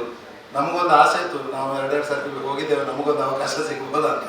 ಆದರೆ ನಮಗೆ ಮತ್ತೆ ಅವಕಾಶ ಸಿಕ್ಕಿತು. ಆಗಲೇ ಅಷ್ಟು ದೊಡ್ಡ ಒಂದು ಕಾರ್ಯಕ್ರಮವನ್ನು ನಡೆಸಿಕೊಟ್ಟಂತ ನಾವು ನಿಜವಾಗಿ ಇವತ್ತು ಭಾರತ ದೇಶದ ಈ ಒಂದು ರಾಮರಾಜ್ಯದ ಕಲ್ಪನೆ ಆಗಬೇಕಾದ ಈ ಸಂದರ್ಭದಲ್ಲಿ ಇಂಥ ಒಂದು ಒಳ್ಳೆ ಕಾರ್ಯಕ್ರಮವನ್ನು ನಡೆಸಿಕೊಡ್ತಿರುವಂಥ ಮುಳಿಯ ಕುಟುಂಬಸ್ಥರಿಗೆ ನಾನು ನಿಜವಾಗಿ ಧನ್ಯವಾದ ಹೇಳಬೇಕು. ಯಾಕಂದರೆ ಒಂದು ಧೈರ್ಯ ತಗೊಂಡು ಆವಾಗಲೇ ನಾನು ಹೇಳಿದಾಗ ಈ ಒಂದು ರಿಸ್ಕಿ ಕಾರ್ಯಕ್ರಮವನ್ನು ಅವರು ಮಾಡಿದ್ದಾರೆ.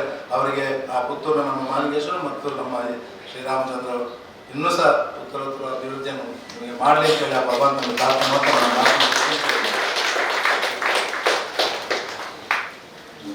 ತುಂಬಾ ಧನ್ಯವಾದಗಳು ಚಂದ್ರಶೇಖರ ರಾವ್ ಪಟೇಲ್ಗೆ ಸರ್ ಅವರಿಗೆ. ಇವರ ಅನುಭವವನ್ನು ಕೇಳುತ್ತಿದ್ದರೆ ನೆರೆದಿರುವ ಕರಸೇವಕರು ಕೆಚ್ಚದೆಯ ಧೀರರು ಅಂತ ಹೇಳಿದ್ರೆ ತಪ್ಪಾಗಲಿಕ್ಕಿಲ್ಲ. ಇನ್ಯಾರಾದರೂ ತಮ್ಮ ಅನುಭವವನ್ನು ನಮ್ಮೊಂದಿಗೆ ಹಂಚಿಕೊಳ್ಳಬೇಕಾಗಿ ಕೇಳಿಕೊಳ್ಳುತ್ತಿದ್ದೇನೆ. ವಿಷಯದ ಬಗ್ಗೆ ಹೆಚ್ಚು ಹೇಳುವ ಅವಶ್ಯಕ ಇಲ್ಲ. ನಾವು ಈಗ ಮಾತಾಡಿದವರು ಹೇಳುವ ಸಂಗತಿ ಅಂದರೆ ಅದೆಲ್ಲ ಅನುಭವನ ಹೇಳಿದ್ದಾರೆ.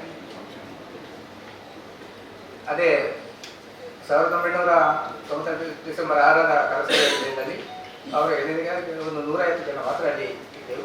ಒಂದು 100 ಜನ ಪ್ರಬಂಧಕರಲ್ಲಿ ಇದ್ದರು. ಎಲ್ಲ ಊಟದ ವ್ಯವಸ್ಥೆ ಎಲ್ಲ ಟೆಂಟ್ ಹಾಕಿ ಮಾಡಲಿಕ್ಕೆ 8-10 ದಿನ ಅಲ್ಲಿ ಇಡೀ 10 ಕಿಲೋಮೀಟರ್ ವಿಸ್ತೀರ್ಣದಲ್ಲಿ ದೇವಾಲಯಗಳ ಊರೇ ನಮಗೆ ಮಾಹಿತಿ ಕೊಡ್ತಿದ್ರು. 5ನೇ ತಾರೀಕಿಗೆ ಹೇಳಿದ್ರು. ಆಗ ಸುಪ್ರೀಂ ಕೋರ್ಟ್ ಜಡ್ಜಿ ಇವರು ಮುಖ್ಯ ಜಡ್ಜ್ ವೆಂಕಟಾಚಲಯ್ಯ ಅವರು ಡಿಸೆಂಬರ್ 11ನೇ ತಾರೀಕಿಗೆ ತೀರ್ಮಾನ ಕೊಡ್ತದೆ. ಆದ ಕಾರಣ ನೀವೆಲ್ಲ ಈ ಜಾಗವನ್ನು ತೆರವು ಮಾಡಬೇಕಂತ ಹೇಳಿ ಸೂಚನೆ. ಸಾಯಂಕಾಲ 5ನೇ ತಾರೀಕಿಗೆ ಸೂಚನೆ ಬಂತು. ಸ್ವಾಮಿಗಳು ಬೇಜಾರದ ಎಲ್ಲರೂ ಇದ್ದರು. ಅದೇ ಎಲ್ಲ ಹೇಳಿದ್ರು. ಅಲ್ಲಿ ಗುಂಬದ ಮೇಲೆ ಅಂದಿದ್ರು. ನಾವಿಲ್ಲಿ ನೋಡ್ತಾ ಇದ್ದೆವು, ಏನಂತ ಗೊತ್ತೇ ಇಲ್ಲ. ಅಲ್ಲಿಗೆ ಭಾಷಣ ಎಲ್ಲ ಅರ್ಧ ಮುಖ್ಯ ಆಯಿತು. ಮತ್ತೆ ಎಲ್ಲ ನುಗ್ಗಿ ಹೋದೆವು. ಯಾರು ಕೊಟ್ಟು ವಿಕಾಸ ಅಂದರೆ ಯಾರು ಕೊಟ್ಟೋದವು ಯಾರು ಇಲ್ಲ. ಹೋಗುವಾಗ ಪ್ರತಿಯೊಬ್ಬರ ಮುಲಾಮಿಸನ್ನು ಹಾಕಿದಂಥ 3 ಅಂತಸ್ತಿನ ಬೇಲಿ, ಒಂದು ಅಕ್ಕಿ ಹಾರಲಿಕ್ಕೆ ಬಿಡಲಿಕ್ಕೆ ಇಲ್ಲ ಅಂತ ಒಂದು ಬೇಲಿಯನ್ನು ಈ ಹನುಮನ ಶಕ್ತಿ ಅಂತ ಈ ಜನರು ಎಲ್ಲ ಹೋಗಿ ಜೋಡಿ ಹಾಕಿ ಈ ಬೇಲಿಯ ಈ ಸರಳುಗಳಿಂದಲೇ ಗೋಡೆಗೆ ಕುಟ್ಟಿ ತೂತು ಮಾಡಿ ಬೀಳಿಸುವಂಥ ಕ್ರಮ ಆಯ್ತಲ್ಲಿ. ನಾನು ಪೂರ್ತಿಯಾಗಿ ಕಾರ್ಯಕ್ರಮದಲ್ಲಿ ಕೆಲಸದಲ್ಲಿ ಭಾಗವಹಿಸಿದ್ದೇನೆ. 4:45 ಪೂರ್ತಿ ಕಟ್ಟಡ ಧ್ವಂಸ ಆಗಿದೆ. ರಾತ್ರಿ ಸ್ವಲ್ಪ ಹೊತ್ತಿಗೆಲ್ಲ ಅಲ್ಲಿ ಜನ ಹೊರಟು ಹೋಗಿದ್ದರು, ಬಿದ್ದನಾಗ್ತಾರೆ. ರಾತ್ರಿ 10 ಗಂಟೆಯಿಂದ ಮತ್ತು ಪೂರ್ತಿ ಕೆಲಸ ಶುರುವಾಯಿತು. ನಾವು ಅವತ್ತೇ 86ರಲ್ಲಿ ಒಂದು ಪ್ರತಿ ಮನೆಯಿಂದ ಒಂದು ಇಟ್ಟಿಗೆ ಅಂತ ಸಂಗ್ರಹ ಮಾಡಿದ್ದೆವು. ಸಂಗ್ರಹ ಅಂದರೆ ಒಂದು 1/4 ರೂಪಾಯಿ. ಆ ಇಟ್ಟಿಗೆಯನ್ನು ಇಲ್ಲೇ ಇತ್ತು. ರಾತ್ರಿಯಲ್ಲಿ ಕರಸೆ ಪುಸ್ತಕದಲ್ಲಿ ತಾವು ಹೇಳಿದಾಗೆ ಅವರು ಏನಾದರೂ ಮಾಡಿ ಅಲ್ಲಿ ಬಾಲಮಂದಿರ ಒಂದು ಆಗೋದು, ಬಾಲಾಲಯ ಎಲ್ಲ ಇಟ್ಟಿಗೆ ಅದನ್ನು ಎಲ್ಲ ತೆರವು ಮಾಡಿ ಸ್ವಲ್ಪ ಜಾಗದಲ್ಲಿ ತಾವು ಆಗಿನ ಪೇಜಾವರ ಸ್ವಾಮಿಗಳು ನಾನು ಬಾಲಾಲಯ ಮಾಡುವಂಥ ಹತ್ತಿರದಲ್ಲಿ ನಾನಿದ್ದೇನೆ.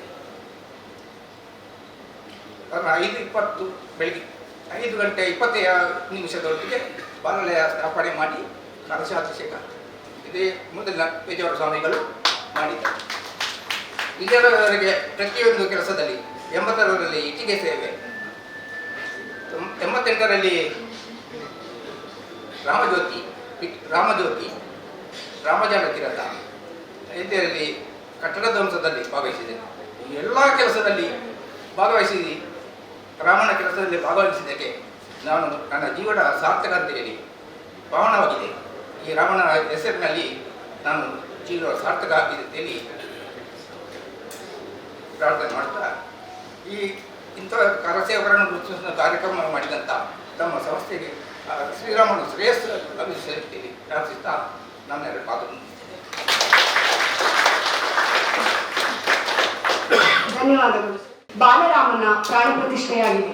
ಈ ನಿಮಿತ್ತ ಇಡೀ ದೇಶವೇ ರಾಮಮಯವಾಗಿದೆ. ಈ ಸುಂದರ ಕ್ಷಣಗಳಿಗೆ ಸಾಕ್ಷಿಯಾಗುವ ಈ ಸಂದರ್ಭದಲ್ಲಿ ಈ ಹೋರಾಟದಲ್ಲಿ ಅಥವಾ ಆಂದೋಲನದಲ್ಲಿ ಭಾಗವಹಿಸಿ ಅಭೂತಪೂರ್ವ ಐತಿಹಾಸಿಕ ರಾಮ ಮಂದಿರ ನಿರ್ಮಾಣವಾಗುವಲ್ಲಿ ಕಾರಣೀಕರ್ತರಾದ ಕರಸೇವಕರನ್ನು ಗೌರವಿಸುವ ಈ ಸುಂದರ ಕಾರ್ಯಕ್ರಮವನ್ನು ನೆರವೇರಿಸಿಕೊಡಬೇಕಾಗಿ ಸಂಸ್ಥೆಯ ಶ್ರೀ ಶಿವಪ್ರಸಾದ್ ಸರ್ ಅವರಲ್ಲಿ ಕೇಳಿಕೊಳ್ಳುತ್ತಿದ್ದೇನೆ. ಸನ್ನಿವೇಶ ಸಂಘಟಿತರು ಹರಸಾಹಸದಿಂದ ಹರಿಯನ್ನು ಅರ್ಥಾತ್ ಶ್ರೀರಾಮ ದೇವರನ್ನು ಅವರ ಹುಟ್ಟೂರಿನಲ್ಲಿ ಭದ್ರ ನೆಲೆಗೊಳಿಸಬೇಕೆಂದು ಸುಭದ್ರ ತಳಹದಿಯನ್ನು ಹಾಕಿದಂತಹ ದಿವಸ ಡಿಸೆಂಬರ್ 6ನೇ ತಾರೀಕು 1992ನೇ ಇಸವಿ. ತಡೆಯಿದ್ದರೂ ನಮಗೇ ನಡೆ ಎಂಬಂತಹ ಒಂದು ಉತ್ಸುಕತೆಯಿಂದ ಕರಸೇವೆಗಾಗಿ ಮುನ್ನಡೆದಂತಹ ಆ ದಿನಗಳು ಆಕರವಾಗಿದ್ದ ಶ್ರೀರಾಮಲಲ್ಲ ದೇವರ ನೆಲೆಯನ್ನು ತಮ್ಮ ಕರಸೇವೆಯ ಮೂಲಕ ಇಂದು ಆಕಾರಗೊಳಿಸಿ ಸಾಕಾರಗೊಳಿಸಲು ಕಾರಣೀಕರ್ತರು ಆದ ಕರಸೇವಕ ರಾಮನಿಗೆ ಕರಸೇವಕರಾದರೂ ನಮಗೆ ಕರಸೇವಕ ದೊರೆಗಳು ತಮಗೆಲ್ಲರಿಗೂ ನಮ್ಮ ಕರಗಳನ್ನು ಜೋಡಿಸಿ ಶಿರವನ್ನು ಭಾಗಿಸಿ ಪ್ರಣಾಮಗಳನ್ನು ಸಲ್ಲಿಸ್ತಾ ಇದ್ದೇನೆ. ಹಾಗೆ ಗತಿಸಿದ ಕರಸೇವಕರಿಗೂ ನುಡಿ ನಮನಗಳನ್ನು ಸಲ್ಲಿಸ್ತಾ ಇದ್ದೇನೆ. ಅಯೋಧ್ಯೆಯಲ್ಲಿ ಯೋಗ್ಯ ಮಂದಿರ ನಿರ್ಮಾಣವಾಗಬೇಕು, ಅಯೋಗ್ಯತೆಯ ನಿರ್ಮೂಲನ ಆಗಬೇಕು. ಅದು ಯಾವುದು ಅಂತ ಬೇಡ, ಅದಕ್ಕಾಗಿ ತಾವು ತೊಟ್ಟ ಬಣ ಇಂದು ಆಗಿದೆ. ಅಯೋಧ್ಯ ಪಟ್ಟಣ ರಾಮದೇವರಿಗೆ ಪ್ರಾಣದ ಒಂದು ಸ್ಥಾನ ಕಲ್ಪಿತವಾಗಿದೆ. ಉತ್ಸುಕತನದಿಂದ ರಾಮಲಲ್ಲ ಸ್ವಾಮಿಯ ಉತ್ಖನನವಾಗಿದೆ.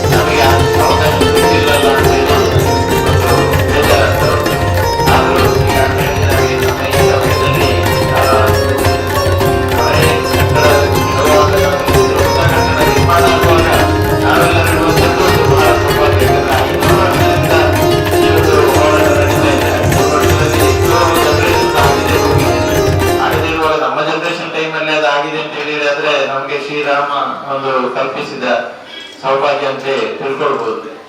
ಹಾಗೆ ರಾಮ ಮಂದಿರ ಪ್ರತಿಷ್ಠಾಪನೆ ದಿವಸ ನಾವೆಲ್ಲ ನಮ್ಮ ಸ್ಟಾಫ್ಗಳು ಇಲ್ಲಿ ಎಲ್ಲ ಕುಟುಂಬದವರು ಇಲ್ಲಿ ಮತ್ತೆ ನಮ್ಮ ಆಫೀಸಲ್ಲಿ ಡಿಸ್ಪ್ಲೇಯಲ್ಲಿ ಹಾಕಿ ನಾವೆಲ್ಲರೂ ಆಗ ನೋಡ್ತಾ ಇದ್ದೇವೆ. ಮೋದಿಯವರು ಮತ್ತೆ ಪೇಜಾವರ ಶ್ರೀಗಳು ಮಾಡ್ತಾ ಇದ್ದಾರೆ. ಒಂದು ಮನ ತುಂಬಿ ಬರುವಂತ ಒಂದು ಸಮಯ. ಆ ಸಮಯದಲ್ಲಿ ನಾವೊಂದು ಸಂಕಲ್ಪ ಮಾಡಿದ್ದೇವೆ. ನಮ್ಮ ಎಲ್ಲ ಸಿಬ್ಬಂದಿಗಳನ್ನು ಮುಳಿಯ ಸಂಸ್ಥೆ ವತಿಯಿಂದ ಜೂನ್ ಜುಲೈ ತಿಂಗಳಿನ ಸಮಯದಲ್ಲಿ ಇಲ್ಲಿ ಅಯೋಧ್ಯೆಗೆ ಕರ್ಕೊಂಡು ಹೋಗ್ತಿದ್ದೇವೆ. ಅದರೊಟ್ಟಿಗೆ ಈಗ ಎಲ್ಲ ಇಲ್ಲಿರುವ ಕರಸೇವಕರಿಗೆ ಅವಕಾಶ ಇದ್ರೆ ಹಾಗೂ ಮನಸ್ಸಿದ್ರೆ ನಮ್ಮೊಟ್ಟಿಗೆ ನೀವು ಸೇರಿಕೊಳ್ಬೇಕು ಅಂತ ಮುಳಿಯ ಸಂಸ್ಥೆ ವತಿಯಿಂದ ಎಲ್ಲ ಖರ್ಚು ವೆಚ್ಚಗಳ ಮುಳಿಯ ಸಂಸ್ಥೆಯಿಂದ ಭರಿಸಿ ನಿಮ್ಗೆ ಆರೋಗ್ಯದ ಅವಕಾಶ ಹಾಗೂ ಸಮಯದ ಅವಕಾಶ ಇದ್ರೆ ನಮ್ಮೊಟ್ಟಿಗೆ ಸೇರ್ಬೇಕು ಅಂತ ಕೇಳಿಕೊಳ್ತಾ ಇದ್ದೇವೆ.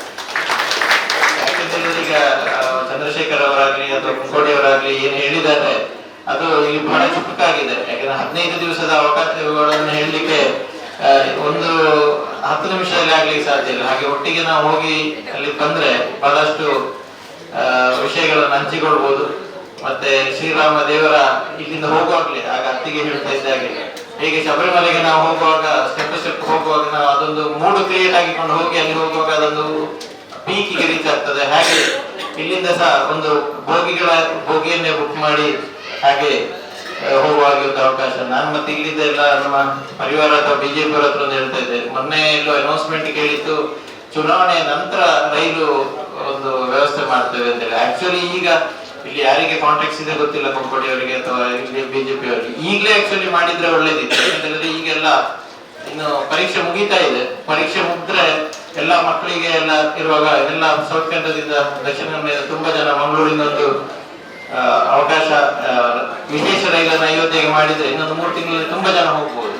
ಮತ್ತೆ ಜೂನ್ ಜುಲೈ ತಿಂಗಳಲ್ಲಿ ನಾವು ಸಹ ಅದೇ ರೈಲಲ್ಲಿ ಹೋಗುವಂತ ಒಂದು ಅವಕಾಶ ಆಗ್ಲಿ.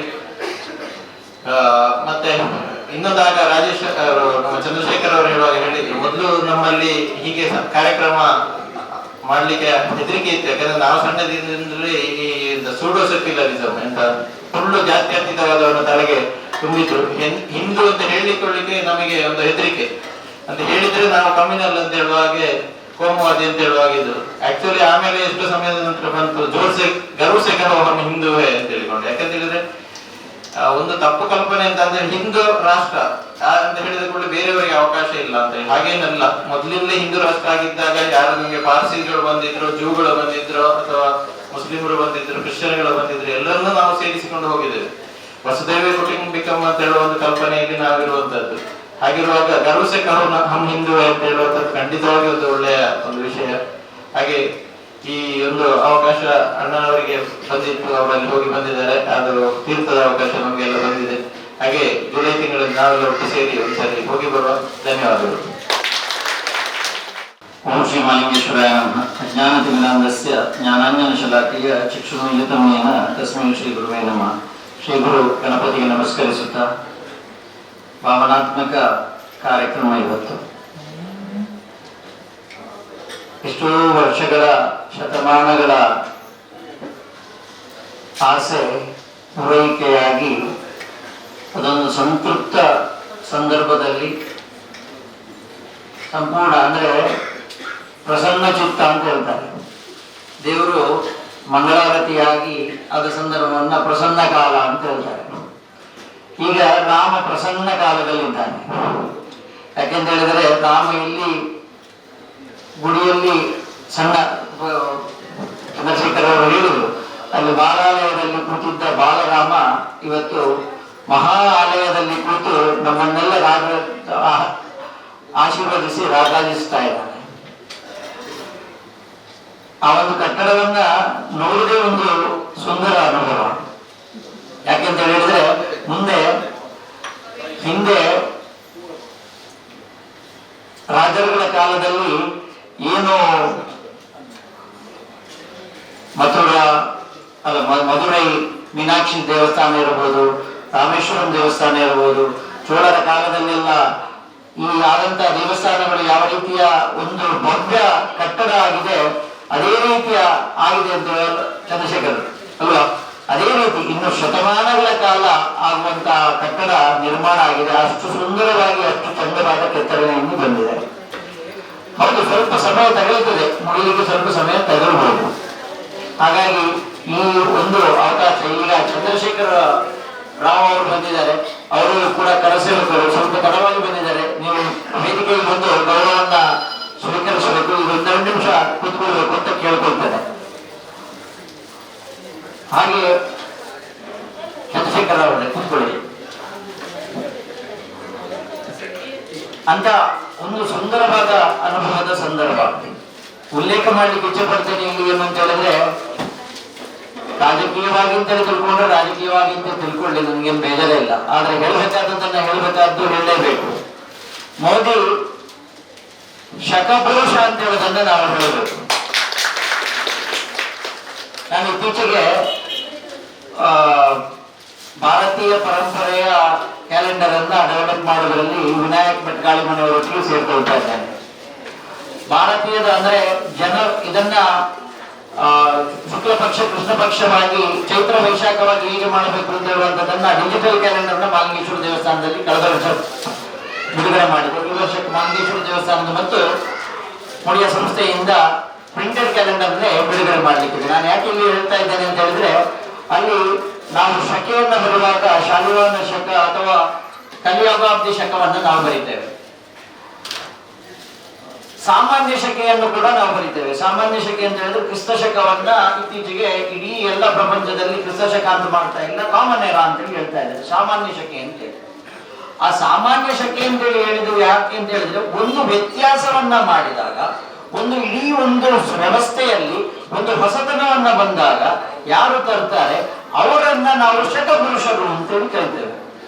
ಸೊ ಹಾಗಾಗಿ ಈ ಸಂದರ್ಭದಲ್ಲಿ ಈ ಎಷ್ಟು ದೊಡ್ಡ ಒಂದು ಮಂದಿರವನ್ನ ನಿರ್ಮಾಣ ಆಗಿದೆ, ಒಂದಷ್ಟು ವ್ಯವಸ್ಥೆಗಳು ಬದಲಾವಣೆ ಆಗಿದೆ, ಒಂದಷ್ಟು ವ್ಯವಸ್ಥೆಗಳು ಬದಲಾವಣೆ ಆಗ್ತದೆ ಅಂತೇಳಿ ಆದ್ರೆ ಆ ಸಂದರ್ಭಕ್ಕೆ ನಾವು ಖಂಡಿತವಾಗಿ ಮೋದಿಯನ್ನ ನಾವು ಶಕಪುರುಷ ಅಂತ ಹೇಳುವಂತದನ್ನು ನಾವು ಹೇಳಬೇಕಾಗ್ತದೆ ಅಂತ ಹೇಳುವಂತ ನಾನು ಈ ಹೇಳಲಿಕ್ಕೆ ಇಷ್ಟಪಡ್ತಾ ಇದ್ದೇನೆ. ಹಾಗಾಗಿ ಈ ಒಂದು ಶಕಪುರುಷನ ಶಕೆಯಲ್ಲಿ ಇರುವಂತಹ ಹಾಗೂ ಈ ಒಂದು ಹೊಸ ನನ್ನ ಶಕೆಯಲ್ಲಿ ನಾವೆಲ್ಲ ಇದ್ದೇವೆ. ಮುಂದಿನ ದಿವಸಗಳಲ್ಲಿ ನಮಗೆ ಇನ್ನಷ್ಟು ದೇವಾಲಯಗಳನ್ನ ಸೇರ್ಕೊಂಡು ನಾವು ಮಾಡಬೇಕಾಗಿದೆ. ಅದಲ್ಲದೆ ಈಗಾಗಲೇ ಹೇಳಿದಾಗೆ ನಾವೊಂದು ತಪ್ಪು ಕಲ್ಪನೆ ನಮಗೆ ಏನಿದೆ ಅಂತ ಹೇಳಿದ್ರೆ, ಜಾತ್ಯತೀತತೆ ಅಂತ ಹೇಳಿದ್ರೆ ಜಾತಿಯನ್ನ ಇಲ್ಲದೆ ಇರುವಂತದ್ದು ಅಂತ. ಹಾಗಲ್ಲ, ಎಲ್ಲರನ್ನೂ ಜಾತಿಯಿಂದ ಅತೀತ ಆದಾಗ ಮಾತ್ರ ಜಾತ್ಯತೀತತೆ ಆಗ್ತದೆ. ಸೊ ಹಾಗಾಗಿ ಅತೀತರಾಗಿ ನಾವು ಆಗುವಂತ ಇಟ್ಟು ಎಲ್ಲರಿಗೂ ಸೇರ್ಕೊಂಡು ಬರಲಿ. ನಮ್ಮ ದೇಶದ ಎಲ್ಲ ಧರ್ಮದವರು ಒಟ್ಟು ಸೇರ್ಕೊಂಡು ಮಾಡಬೇಕಾಗಿದೆ. ಒಂದು ಮಾತ್ರ ತುಳು ಮಾಡುದು ಇವನು ಮಾಡುದಲ್ಲ, ಆ ರೀತಿಯಂತ ವ್ಯವಸ್ಥೆ ಆಗ್ಲಿ ಅಂತ ಹೇಳುವಂತದನ್ನ ಹೇಳ್ತಾ, ಮುಂದೆ ಎಲ್ಲರೂ ಒಟ್ಟಾಗಿ ನಾವು ಈ ಒಂದು ಮುಂದಿನ ನಿರ್ಮಾಣಗಳನ್ನು ಕೂಡ ಮಾಡುವಂತ ನಾವು ಗಮನ ಹರಿಸಬೇಕು. ಮತ್ತು ರಾಮರಾಜ್ಯ ನಿರ್ಮಾಣ ಅಂದ್ರೆ ನಮ್ಮ ಏನು ಕಲ್ಪನೆ ಇದೆ, ಹಿಂದುತ್ವದ ಕಲ್ಪನೆ ಏನಿದೆ, ಆ ಹಿಂದುತ್ವವನ್ನ ಎಲ್ಲ ಮಕ್ಕಳಿಗೆ ಹೇಳಿಕೊಡುವಂತಹ ವ್ಯವಸ್ಥೆಗಳನ್ನು ಕೂಡ ನಾವು ಪ್ರತಿಯೊಬ್ಬರು ಮಾಡುವಂತಾಗಬೇಕು ಅಂತ ಹೇಳೋದನ್ನ ಆಶಿಸುತ್ತಾ, ಮಾಲಿಂಗೇಶ್ವರನು ಹಾಗೂ ಶ್ರೀರಾಮನನ್ನ ಎಲ್ಲರಿಗೂ ಸನ್ಮಾನ ಉಂಟು ಮಾಡಲಿ, ಎಲ್ಲರಿಗೂ ಒಳ್ಳೆಯದಾಗಲಿ ಅಂತೇಳಿ ಪ್ರಾರ್ಥಿಸುತ್ತಾ ನನ್ನ ಮಾತುಗಳನ್ನು ಮುಗಿಸ್ತೇನೆ. ವಂದನೆ.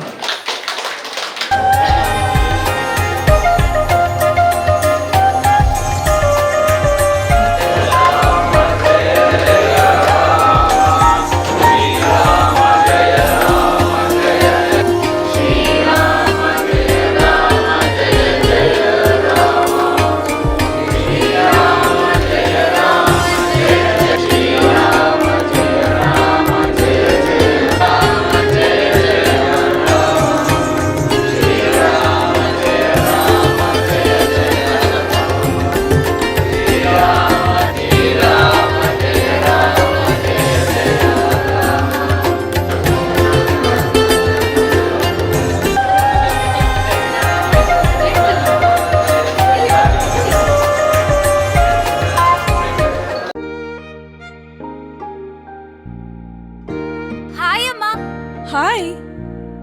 ಇವತ್ತು ನನ್ನ ಫ್ರೆಂಡ್ ಒಬ್ಳು ಅವ್ರ ಅಮ್ಮಂಗೆ ಸರ್ಪ್ರೈಸ್ ಗಿಫ್ಟ್ ಕೊಟ್ಲು ಗೊತ್ತಾ? ಬರ್ಡೇನಾ? Special day. ಏನ್ ಗಿಫ್ಟ್ ಕೊಟ್ಲು? ನನ್ನಮ್ಮ ಬೆಸ್ಟ್ ಆರ್ಕಿಟೆಕ್ಟ್ ಅವಾರ್ಡ್ ತಗೋತಿರೋ ದಿನ ನನ್ನ ಕಡೆಯಿಂದ ಪ್ರೀತಿಯ ಗಿಫ್ಟ್.